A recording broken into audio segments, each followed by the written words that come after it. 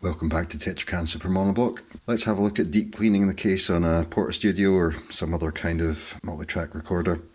Here I have the upper case from a Tascam Portastudio 488. You can see that I've removed the cassette door and any PCBs from it. The instructions in this video, by the way, aren't absolutely dependent on doing that, but you're going to have to be careful with liquids and so on if you've still got the PCBs attached to the plastic. I may see if I can actually put this through the dishwasher, and obviously don't put a PCB through the dishwasher. Although this unit is intact, it's fucking filthy.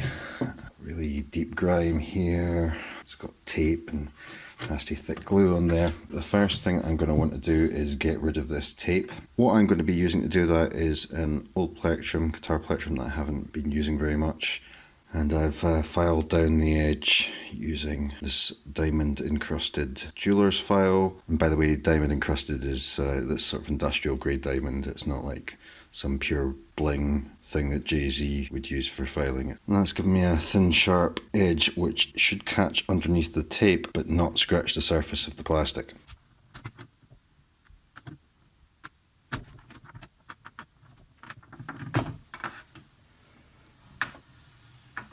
That tape actually came up quite easily, but I find to get tape off, this is a pretty good technique even when it's tougher tape. It'll work for if someone's dropped spots of paint or something on there as well. And that's quite sticky to the touch. And just to demonstrate that, if I put a little bit of paper towel on there, you can see it's getting stuck. So the two products I've used with success are Desolvit Sticky Stuff Remover and Goo Remove. Because this stuff doesn't smell all that great, I would prefer to do this outside, but it's a bit wet outside, so I'm going to do it indoors. So I've put down some newspaper just in case it runs off. But what I actually find works slightly better is to put some rolled up kitchen towel over the top of the glue. Well, soak it in this stuff first and then put it on top of the glue, and then the Desolvit sits on the glue. Otherwise it would run off and not be as effective. I think you get the idea of what I mean. So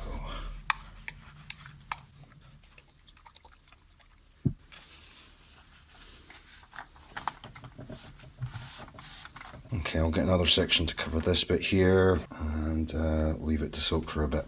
I've got my soldering extractor fan sitting on there to soak up some of the fumes because it is quite a strong smelling chemical. That's been soaking for 10 minutes. At that point, you can see quite a lot of the glue is just going to come up. However, there's these edges side where the tape was. And you can see I can gradually get that up just with paper towel soaked in Desolvit. If that was too slow a process for you, cut off a square of scouring cloth and soak that into Desolvit. That's going to be abrasive enough to remove built up a glue like that, but not so abrasive that it's going to do any kind of permanent cosmetic damage to the plastic. See how easily that comes up. I'm not sure whether I should have protective gloves on when I'm handling that. Let's say yes for your safety, and if I have a terrible skin disease in years to come, you'll know that I was a total fud.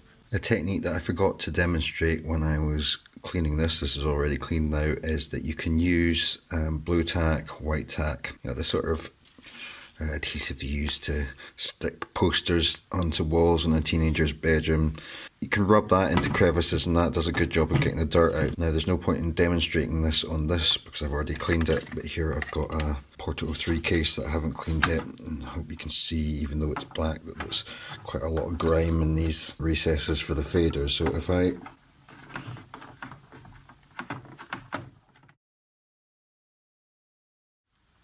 now, annoyingly, it doesn't seem to be working on this particular unit, so that's sod's law. I've got to demonstrate something and it doesn't work. In this case, the dirt in these corners is so stubborn then I'd have to go the Windex route and a toothbrush, but sometimes if it's just a bit dusty, you can get away with just pushing this along the crevices, because if I push that along there, you see it kind of creates a little raised part which was going into this groove, and that'll get rid of any dirt. You can do that without disassembling the unit as well, so it's something to try first before you take everything apart and start spraying Windex on it. Next step is to attack the worst of the grime with some Windex. I'm outside on my patio with some newspaper down, but if you didn't have space to put down newspaper and didn't want to take out the PCBs and so on, you could just spray it directly onto an old toothbrush and get into the crevices that way, but because I have deconstructed it, I'm going to take the opportunity to spray the Windex on liberally and leave it to soak for a bit, so that the process of getting rid of all this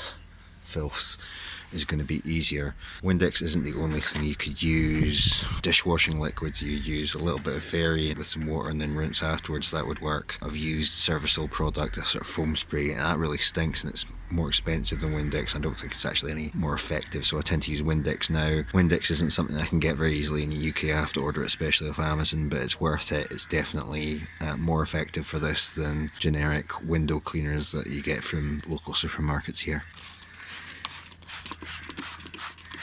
Really filthy areas like the recesses for these faders, I want to put enough of that on there that it's going to pull. Same thing here.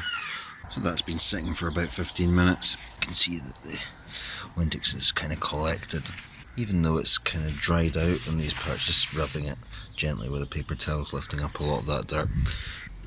Step beyond that, you can put some onto a bit of scour. And you need to be careful not to lift up any of the writing, but let's pick a dirty bit. That looks pretty grimy. Coming right up. You can see there's dirt ground into the recess for the pitch control here. It's still dirty around the Tascam symbol, and a lot of grime stuck in these recesses for the knobs.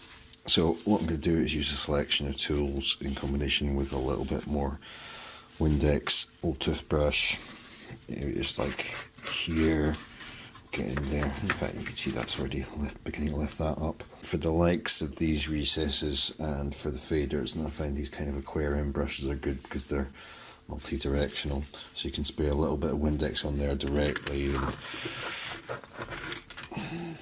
you do that and then soak up with paper towel. And your awkward areas like around here, you can still see that's pretty grimy around there, so you could get in around there either with the aquarium brush or the toothbrush. Once that's done, what I'll probably do is give it a rinse with a damp cloth, pick up the moisture and give it a last sort of polish with a microfiber cloth, and at that point you should see a stark contrast with the very dirty case that we began with. Going over this quite a bit with all my various brushes, and it's looking a bit cleaner now. Just to give you an idea of just how much grime has been lifted off. Look how much yellower and browner it is on this side where I haven't bothered to clean it. See there in particular? Areas of this were worse than that. I'm not sure if this is going to fit in my dishwasher. If it does, then I'll put it through there.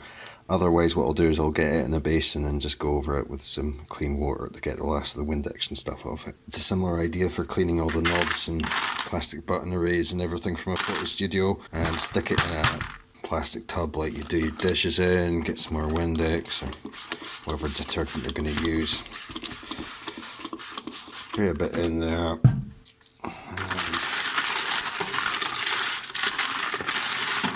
Moving it around a bit with a dishwashing brush. I'm just trying to get all these pieces coated in the wind. You can already see that there's kind of streaky, dirty Windex coming off it, shifting some of that dirt. Okay, so I've got some hot water in there. I've learned from bitter experience that if the water is hotter than you would have in a bath, then for some models, then that can actually change the pigmentation in the plastic. But if it's okay to the touch, but still a bit warm, then that's good. And then I'll put that through sieve or colander or something and drain the water off. Got an old towel in the basin that I was using to wash them. Drained most of the water off in the sieve. And what I can usually do is if I wrap this up like a traditional Scottish pudding and give it a shake, that'll get a lot of the water out of it.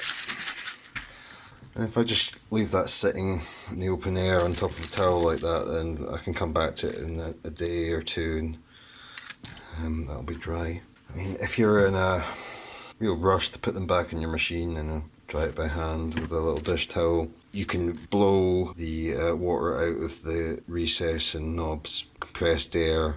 I've got the pump for a camp bed, the end cut off it that I use for that, so I don't go through too many cans of compressed air. You can get the kind of cheap cotton buds you'd use to clean your ears and use that to soak up any excess liquid in there.